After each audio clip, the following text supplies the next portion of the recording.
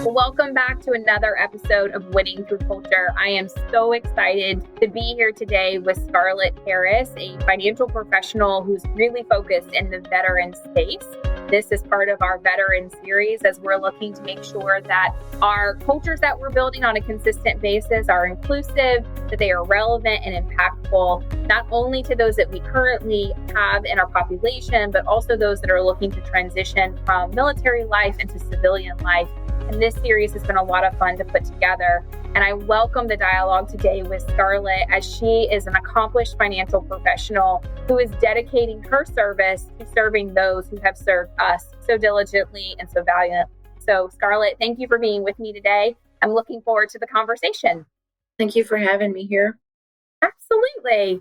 Well, let's dive in just a little bit. I mean, you are an extremely passionate individual in helping those reach their financial goals. And you have served in a variety of capacities in the community, in the veteran space. And I know that this is not only in a professional capacity for you, but also this is very near and dear from a personal perspective in your life. So I wanted just to give you the opportunity to share with our listeners really how supporting veterans has come to fruition for you, and share just a little bit about your background, if you don't mind. Well, that's a loaded question. Aren't they all? Yeah.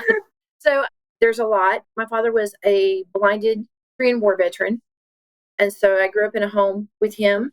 And there's a lot more to that. I married a man who joined the military. And so I've experienced the humanitarian deployments as well as the deployments for war. He was part of the Desert Storm era. I'm currently engaged to a 6 combat tour veteran. Wow. And my father-in-law has 3 Purple Hearts. My son-in-law is an active duty Marine. And so there's a lot of heritage there. I tell people that I never understood the legacy of where I came from. My parents named me Scarlet, which a lot of people think it's about the movie or it's just a cool name. But in the Marine Corps, they call it the Scarlet and Gold Traditions. Because my dad had lost his sight, he wanted to hang on to part of the Corps. And because I was his eyes, the Scarlet is spelled with 1 T. Oh. And so as I journeyed through life, there was a lot of different things that have occurred. My dad would often be called to Heinz Blind Center in Chicago. Okay. He was exceptional with how to transition with a disability and being a veteran. And so exceptional that people sought him out to help other people transition. So he would fly into Chicago O'Hare Airport, if you can imagine being blinded, and this is 50 years ago, and navigate and go through the city and then get to the center to go find somebody that was struggling with losing their eyesight or some other capacity that of handicap that they may be having. And Dad would befriend them. And then a few weeks later, there would be a knock at our door and there would be a military veteran. And they would come stay with us for a while. And Dad would show them how to live and navigate. And so I heard a lot of stories, and that was a big part of my life. And that equated over to, as I've grown up in the military arena, doors just opened for me. And I had an opportunity to teach the Advanced Staff Academy at the Air Station. That's the cream of the crop. That's your senior enlisted. And there was a competition going on between California, Quantico, and Air Station is Lejeune. And I was asked to come in and help those Marines write their thesis about the Marine Corps. And that was very powerful. And again, the name comes into play. I remember being like 24 years old and standing up in a bunch of Marines, 500 of them to be exact. And I was about 8.5 months pregnant, and I stood up and my voice cracked, and that was all they needed to go. And so somebody, cracked out, well, frankly, my dear, I don't. And so it was like sink or swim at that point. And I remember saying to the Marine, learn to read, Marine. It's with 1 T, not 2. And it's your tradition. And then, everybody fell out laughing because it was their history. And they weren't expecting me to know their history and their legacy. So that kind of kick-started it. And from there, I developed another program. When you talk about military jobs, they call it a military occupational specialty. Okay. That's their career. And the acronym is MOS. So I helped develop a program for young Marines that were failing when they got to their schools. So basically, military people go to boot camp, and when they come out of boot camp, they go to their military occupational specialty school. That's where they learn their career. Well, a lot of people join the military because they didn't read or write, didn't like school to begin with. So this was an easy avenue to have a career and have a paycheck. And then they get there and they have to study, and it was a whole thing. And so I would test them like on Mondays or Wednesdays, and then I would go back and teach them how to read or write. And it wasn't that they really didn't know how, it was a process, and they'd hit a brick wall. And I think we do that in life a lot. So we have to break down walls and talk in language that people understand. And that's how I did that. In like 6-8 weeks, they were picked up by their school. Military missions or goals never leave anyone behind. We never leave a man behind. So can't even do that in the beginning. They're coming out of boot camp. You can't leave them behind because they can't read or write. So therefore, we developed a plan to execute and assist them to get where they need to go. So, when we developed Wounded Warriors, Shannon Maxwell and I sat on a soccer field talking about what needs to happen for these Marines. Tim had had a TBI, and I remember Shannon just saying there needs to be more. There needs to be more done because he's a great guy and he has all these things, and we're just struggling. Well, next thing I knew, Shannon was shaking president's hands, and Wounded Warriors is in all the branches. I've worked with a gamut of groups from, USO to, BBC to Purple Heart, Rolling Thunder. They all have a unique twist and culture. Yeah.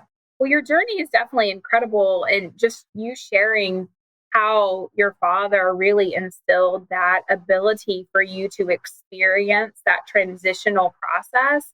It's just, it's incredible. That's the only word that I have for that. You have this raw attachment to something that not everyone is able to experience and understand. And then you, even talking about the educational components that you have been able to put into play, you mentioned the ability to really just distill it down and to use language that is common for all.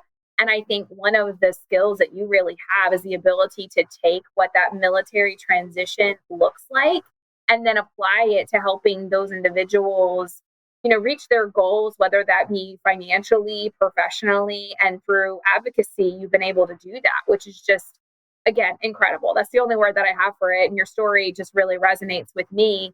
And you focus and specialize in your practice on supporting that military transition guidance. So when you think about leaders and business owners, individuals that are listening to this conversation between you and I, what are some of the common misconceptions or challenges that veterans that you've experienced, whether that be in your personal life or through the service work that you have done, how has that come to fruition for veterans when they're looking at understanding the benefits that might be offered at a particular organization, or, how leaders can address some of those specific veteran transition concerns that maybe they don't have a common language around today? So I think you have to just go back to that word transition, because a lot of times as business owners, we go through a lot of attrition, right? Right. Yes. So how do we retain? How do we retrain? When you look at veterans, they stick to it. They endure. They're there. They're loyal. They're going to stay the course.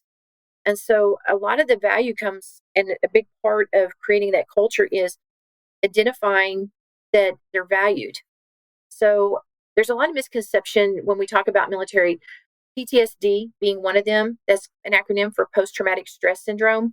Mm-hmm. So it's become a catchphrase, and people are kind of afraid of it. Oh, the military, they have PTSD.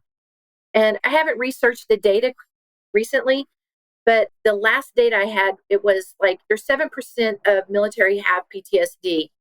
And then the common people, us civilians, mm-hmm. the number is 6%. There isn't really anything to be afraid of. So we need to just take down that wall. Yeah. Because what does that mean? PTSD means I've witnessed something that is traumatic, or I've gone through something traumatic, and I'm learning to cope with it. And as long as I have good, sound coping skills, and that's what we do with our military, we provide medical, we do a lot of things to support that. There isn't a need to be afraid of. The media sometimes creates a negative awareness about situations. We do need to be aware, and we do need to consider, and we do need to evaluate things but we don't need to have biases because there's really no fear in that. It's not a healthy environment.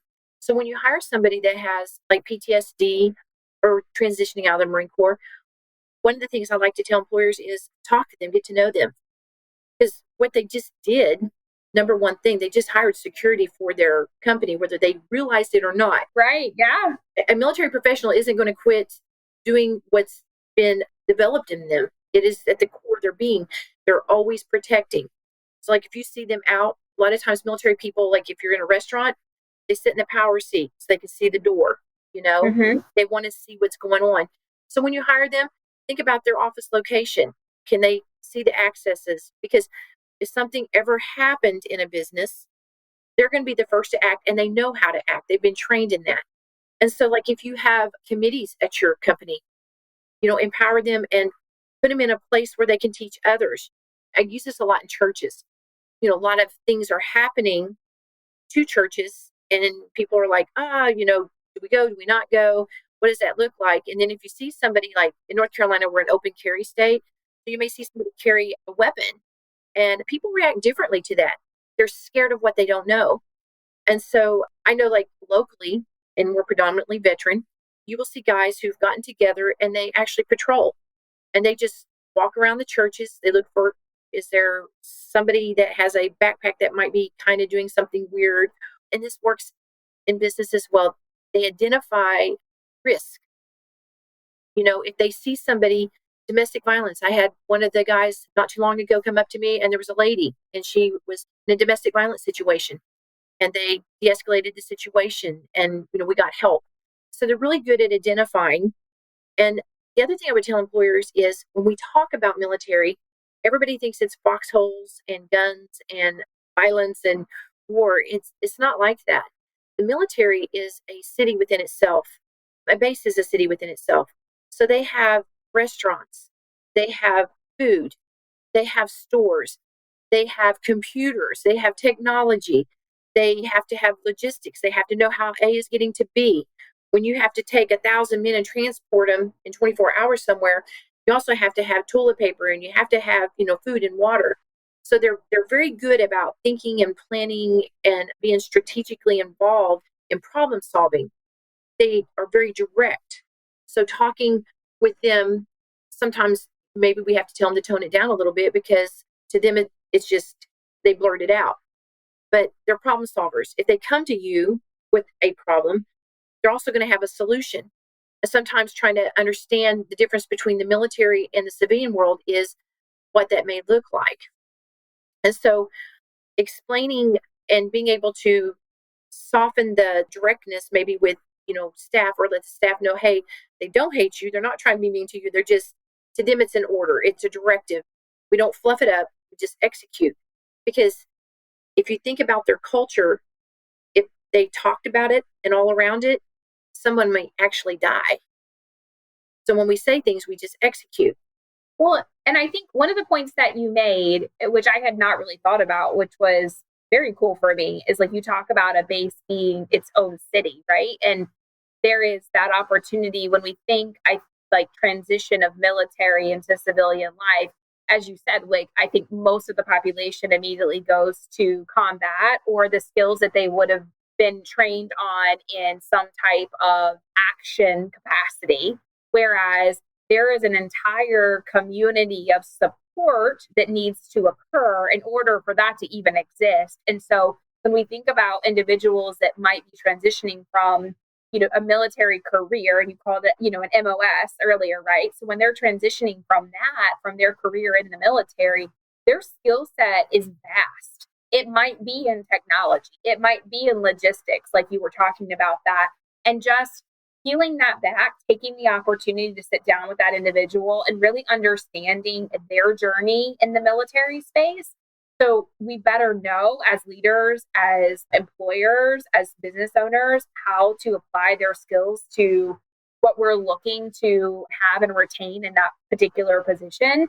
That was like kind of a light bulb for me. I know that all that happens, but as you kind of think about when someone says, okay, military, I think we automatically lean into that more combat space, the skills that someone might have there versus in the technological or logistics or food service or whatever that might look like, that was eye-opening for me. So thank you for sharing that. Something else I want to bring up, because they are a team and they work as a team. If you can imagine in training, there's a lead, and when you're executing a mission, everybody has a role. So when you're working with military, and we should have this in place anyway. I worked in HR for many years. We're supposed to have job descriptions and a strategy, and we have a scope of what we do, right?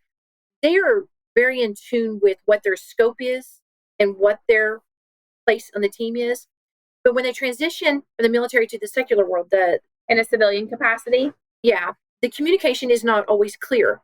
There is a chain of command with military people, right? So when and I don't know how well everybody interprets ranks, but like if the lance corporal or the corporal comes in and says, hey, take care of this roster or take care of this problem, and then the sergeant comes in and says, hey, take care of this, then what the military person was working on automatically drops the initial, because it was only a corporal or lance corporal, picks up what the sergeant says, right? Well, then the next layer comes in and says, hey, the sergeant major says, hey, I need this done. Well, then the general pops in and says, hey, I need you to make a call, or I need you to do this. So the military person, the higher the rank is the priority, right? So when you talk about being in a civilian sector, and I experienced this at home too, for the record, we'll be working on a project and I'll say, oh, we need to add this to the task list. And what happens is I see my Marine pack everything up and frustration sets in and he starts to head on to the next task. That's not what I was saying. I was saying add to the task list. For him, the directive was stop what you're doing and go over here and do this. And when you're working in the workspace, the same thing happens. Betty Jane comes over and she's like, oh yeah, we've got to get this report done.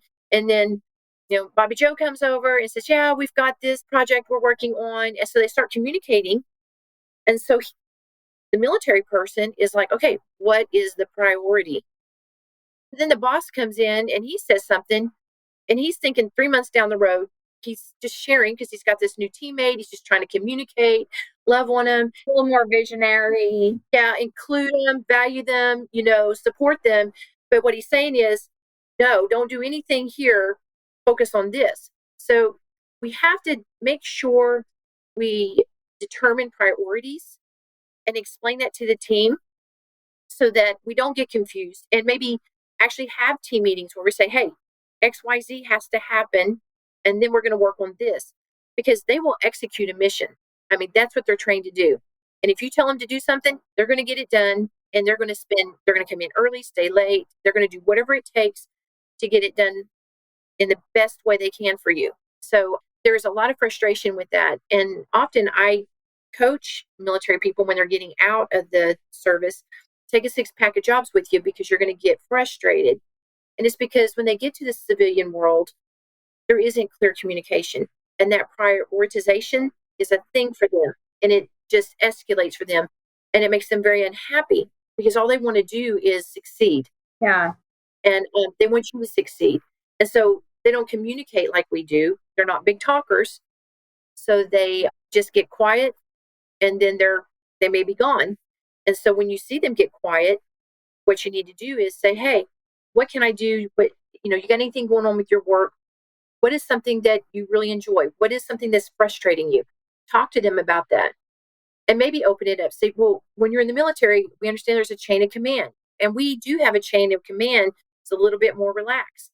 Oh, and by the way, I want you to think out of the box. I want to hear your ideas, because in the military, it's very important to stay your lane, because it could be the difference between life and death when you're in combat, right? Right. Yeah. So they have great ideas, and they dream for the day that they become the senior in the situation. But until they're trained and been promoted to that, they hold it all in their little world until it's time to express it. Yeah. Well, and they're extremely, I think to the best degree tenacious, right? So you said this about, and that's a really great point as we're thinking about employers and as business owners, if we're looking to best support veterans in our work communities.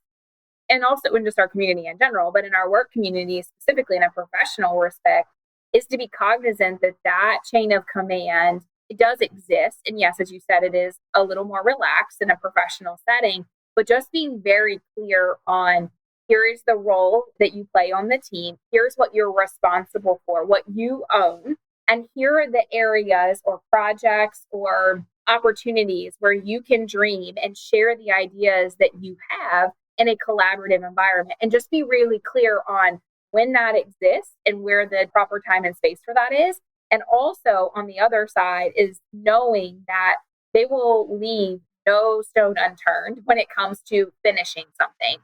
So being very clear to say, here's the vision for what we're working on. Here are the parties that are involved in the role that everyone plays. And here is what success looks like. Here's what 100% done is. And everyone knows exactly how they fit into that picture, would provide that environment for them to succeed, for the business to succeed, and then ultimately to have that conversation to say, okay, what are your ideas around this? So involving them in that discernment and that ideation in the beginning, so everybody has buy-in and they also know how to execute appropriately. I mean, that was something that really clicked for me. Was I just love the word tenacious in general, but I really think that that tenacity is something that all business owners could really lean on as they're looking to bring on veterans into their workforces. So you had mentioned, and I just wanted you to share a little bit more, or elaborate about the involvement that you've had with organizations like Veteran Business Collaborative. And you've definitely alluded to some of those success stories and how you've been able to support those that are transitioning. Can you just elaborate a little bit about maybe some of those specific initiatives or meaningful impacts that you've seen as the work that you've done with those organizations in supporting that transition from the military space into civilian life? Yeah. So again, military professionals are very much do what you say and say what you mean, right? So whenever we're trying to recruit or transition and find jobs out into the world, there are specific groups. One I really like is called Skill Bridge. And that's where the last 6 months of the career of the military professional, employers sponsor them and kind of create an internship or apprenticeship. And they're still active duty, but there's a special waiver put in place that they can go and start training for whatever job they may be thinking about heading to. So, like, I have a ton of these IT guys who do cybersecurity and all that kind of stuff. So, finding companies that will partner with SkillBridge and allow opportunities. And the other ones, I'm trying to think of a really good success story. HVAC, heating and air companies, they're not afraid of anything. They'll crawl under a house, they'll crawl in an attic. Is that what they really want to do with the rest of their career? Some of them, yes. And some of them aspire to be more. And there's a lot of programs out there. I'm thinking right now that the hot topic is project management. Every time I've talked to like a sergeant major, which is like people retiring out, the highest on the enlistment side is an E9. And the same thing on the officer side. It's kind of weird to me that they're both going after project management jobs. And so I guess if you're not used to the military world, there's two sides of it. There's an enlisted side and there's an officer side. And the officer side means that they went into the military with a degree. So they hold a higher billet and they're the authority. You're the terms lieutenant, captain, general, whereas the enlisted are more like the sergeants and the master guns and stuff like that. And in the old days, it was a clear distinction in education. But today, and this is another fallacy that civilians don't understand, today, people are going into the military to pay for their education. So they already have their education. They may go in as enlisted, but they have their degree. I have a young man right now sitting on my desk that he's powerful. He has his master's in business. He's a great communicator. I'm very hireable. And I'm just like, what do I do with this resume? This guy is so hireable. And I'm like telling the guy, go through Skills Bridge. We got to find you a company that will, just pick you up and take you. His resume is powerful. Anyway, I guess where I'm trying to go to, the Skills Bridge program provides this opportunity. And I have had clients go through this project management course. And I have a kid that was in Wounded Warriors that is now out in California, no doubt. And the company is like, hey, Austin, Can you find any more guys like you? Because he's so good at it that he's grown the company because he's all in. He bought into the company and it's powerful. BBC, it's called the Veteran Business Collaborative. They've started a few in other states. Wilmington, North Carolina has a very powerful group. There's about 80 members there. We've tried to start one here at Jacksonville that we're still growing and trying to get it up and running. But the reason the Veteran Business Collaborative is powerful, especially in that area, they are veteran business owners. And they come together once a month and they meet at a pub or whatever. And they invite new veteran business members and they do referrals. And because they know each other and have that camaraderie going on, they trust one another. And so then they also refer to other businesses and they allow non-veteran business owners in as well. And so it becomes this great referral system, but it's also a resource. Hey, I'm struggling with this. What does it look like for you over there? I'm trying to do this over here. And they help each other with marketing and with executing and just kind of talk through things, whatever problems it may be. And so it's just this big room of veterans just trying to resolve issues. And then the few civilians that pop in there that are tapping into it. And it's a very powerful growing group.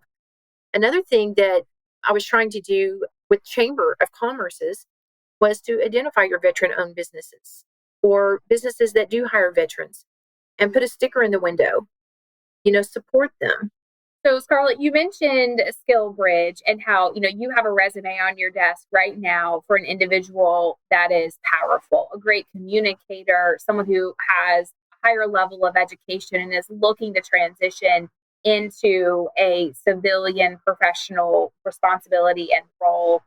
When you think about how you would engage a potential employer to elevate that individual and advocate for that person, what are some of the skills or abilities that individual has that you would very highly recommend that an employer or a business owner look for when they're looking at a resume and it talks about that military experience? Yes, we have the education component, but what are some of those elements that are like those kind of glaring glimpses of the obvious that maybe somebody might not think about when you're thinking of onboarding a veteran? Like, what are some of those that are just 100% like you should not pass up on somebody who is talking about their relative skills?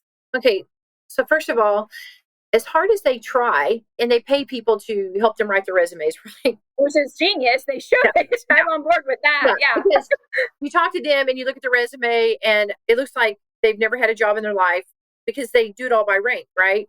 Yeah. I was a Lance Corporal, I was blah, blah, blah, blah, blah. And they'll list things like their schools, or they'll list like deployed to XYZ, but it doesn't show what that means. In their world, it's saying, yeah, I managed, 200 people and I had to make sure that security was in place. I had to make sure that they had transport, and accounting, big word. Yep. They manage budgets, right? Now, the budget's always there for them. So the difference between civilians and military, and I always find this interesting, they get very anxious when you talk about budgets because military is just there and they have to be fiduciaries of it, right? They have to handle and manage that money to the best of their ability. They put out bids. They have to explain things and vet things and make sure things are right. In the civilian world, we have to create our own income, right? And so we're looking at the budget.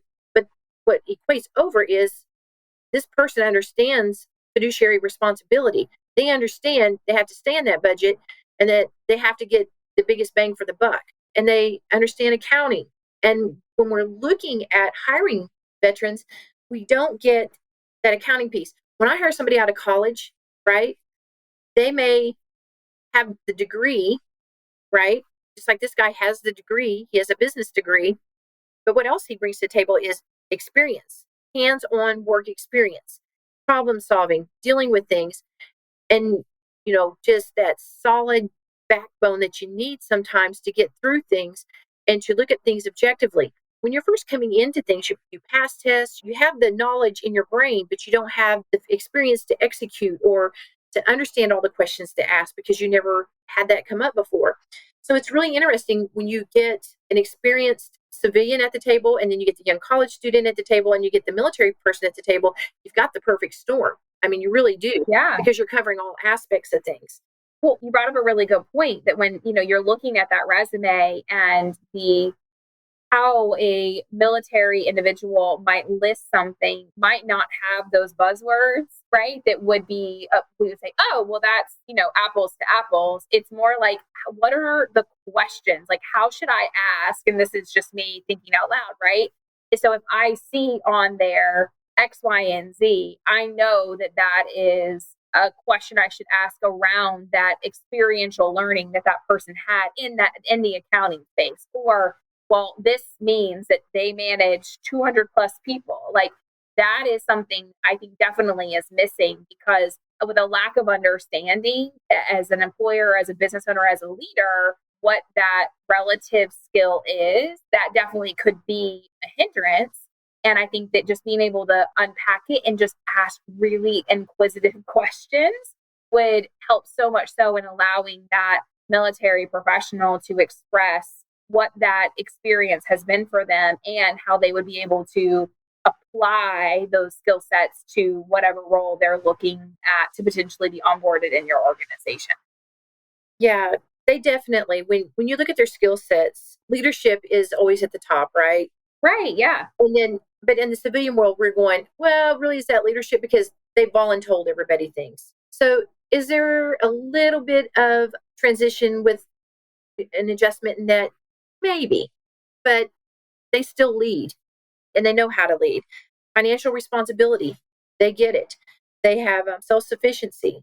They effectively communicate. It's very direct. They don't, beat around the bush. They have integrity. They have technological skills. They have the ability to perform under pressure. They adapt, because their whole thing is, flexibility and adapting to whatever's going on to survive. That's what you have to do. Problem solving. And for the record, they seek responsibility. A lot of times when you hire your veterans, it's not about the money. They like the money, yes. Yes. It's not about the money, but it is, there's always some element, right? It's about praise and the title. It's about respect. In the military, as you climb up the rank structure, you respect that person above you. They've been there and done that. So when they carry a title, it means something to them. I have a guy right now. He was hired to manage a warehouse, and they made him part of the management team. But you know what they didn't do? Give him a management title. No, they gave him the title, but they don't include him in the management meetings. Now, and he's in the warehouse, right? And he's doing things. And can he bring something to the table? Absolutely. And he has a lot of great ideas. And when I hear about it a lot, I have coffee with him or whatever, and his frustration, and he's been with the company several years and he loves the company, but his feelings have been hurt. So now he's thinking about it's time to move away.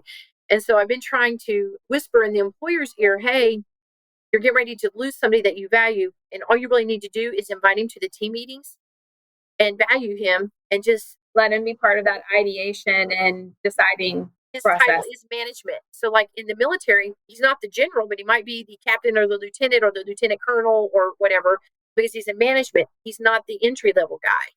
And so whenever you're treating him like an entry level guy, you're crushing his spirit. He's a warrior. You can't do that. Yeah. That's a really good example of something to be just cognizant of, right? These military people are organized, they're disciplined, they're realistic, they have solid work ethic. They know how to perform under difficult and stressful situations, because that's all they do. They're always put in a pressure cooker. They're always training and they're always in the pressure cooker. So another thing that pops up when you hire military people, because they're so physically active in the military, they're running 10 miles, they're humping 30 miles. All of a sudden, they're more sedentary in their work environment. And this is only good for the company. When you really think about what we're doing as employers, when we hire vets, all we're doing is enforcing what we need to do anyway. One, we need to have good job descriptions. We need to have good strategic planning. And we need to have adaptable environments, ADA compliance. Let's say we hire someone with Asperger's or that is handicapped. We find ways to work with them. It's the same thing for the military, whether disabled or not. We still need to adapt, and we need to work with them and create a universal design in our workplaces. And I'll give an example of this. When you think about when we had sidewalks in the day, now they have like the little ramp, you know what I'm talking about, where you push your strollers up to the next sidewalk or ride your bicycles. Back in the day, that wasn't a thing. There was a curb there, but somebody said, hey, this doesn't work because I'm in a wheelchair and I can't stay on this, and you get mad when I'm in the street. So people went through the process. There was legislation, and so we made it ADA compliant. What they did was make it a universal design because it was good for everybody, right? So when you're hiring military individuals, think about your universal design. The things that you want, the adaptability, the flexibility, the problem solving, the loyalty, the team building, and protecting your best interest and everybody else's best interest. That's what you're hiring. It's your dream in one package. You just have to unfold it, unwrap it ribbon by ribbon. Well, and that I was just going to ask you too, kind of as we come to the concluding part of our conversation, like what advice you would give to business owners who are passionate about supporting and employing veterans. And so I really feel like you just nailed it with that universal design concept. So when you're thinking about the culture that you're building as a leader, as an entrepreneur, that universal design where it serves the person and it serves the organization and it serves all that might come and be affiliated or encounter your company, that is the secret sauce. That is the winning all around, because every person, military, civilian, whatever sector they're in, they come as a unique individual. They have characteristics and skills that are relative and applicable. And it's simply, as you said, unwrapping that package, unfolding and pulling different strings, right, to see how that story has developed for that person, how their journey not only has helped them become the person that they are, but who they're going to be in the future, and how that can both benefit not only what they would like their legacy to be, but also support the mission and the vision of the organization that you are looking to continuously create and evolve and put into the community. And Scarlet, I cannot thank you enough for just sharing your insights. I mean, as a financial professional, you work in supporting the complex military transition, and you are a guide to them in that financial space to make sure that they're able to meet their goals and their needs. And you also have such a service heart in the ability to spend your time on boards and part of these advocacy groups and making sure that more leaders, more entrepreneurs, more business owners understand the military transition so that they can better support our veterans. And I can't thank you enough for your willingness to share that. And as we kind of get to the end here, is there anything that you would want to share with leaders, business owners, entrepreneurs that are listening to the podcast as they go out and support our veteran community? Yeah, I would definitely tell them to create a buddy system, mentoring a veteran. They can always reach out to me. I'll give them a resource. Don't try and manage a veteran, lead them. They have a different intensity. So when you give them a mission, they're going to execute, and you need to make sure that we're communicating so that we're not overwhelming the team or them, and then give them feedback regularly. They need feedback. They work on praise and promotion, and if they're in their lane, they need to know they're in their lane. That's awesome. We're trying to be military friendly business owners, but we don't know what that looks like. We're trying to execute, but we really just need to step back and look at them. They're really just people, and they have skill sets that we've never even unwrapped because we've put them in a box. We tell them to think out of a box, but we've put them in a box. They're just not foxholes and machine guns. They have skills and that apply to all kinds of jobs in the civilian world.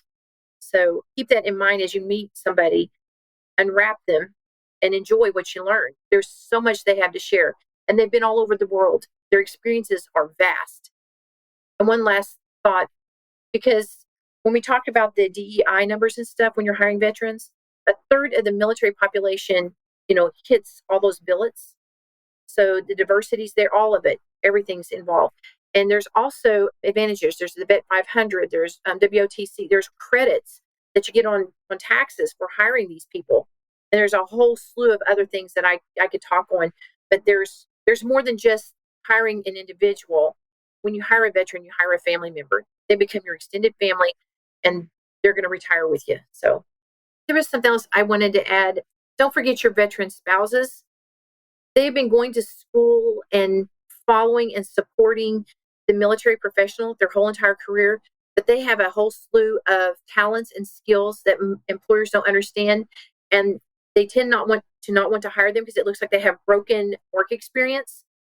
But they have to understand they're serving as well.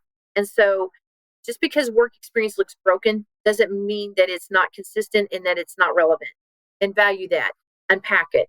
And I'll leave on that note because they've given as much, if not more, than the actual military member, because they never know, often if they're even coming home, and they're trying to keep the family going, and you got to keep things rolling, and you have to endure, just keep doing good. You just keep doing good one step at a time, and it all comes together. Oh, that's amazing. Scarlet, I've so enjoyed having this conversation with you. And I know that your passion for serving the veteran community and helping those veterans and their families is just unmatched. And so, we'll definitely put your contact information in the show notes if anyone would like to reach out and just explore this conversation further. But again, I can't thank you enough for having this dialogue and the work that you do in supporting the veteran community. And I would just like to thank our listeners for coming along in this journey with us. We hope that you found this content impactful and relevant, and we will continue to bring you new ideas and concepts and support not only for our veteran community, but also just as we are looking to build impactful and healthy cultures.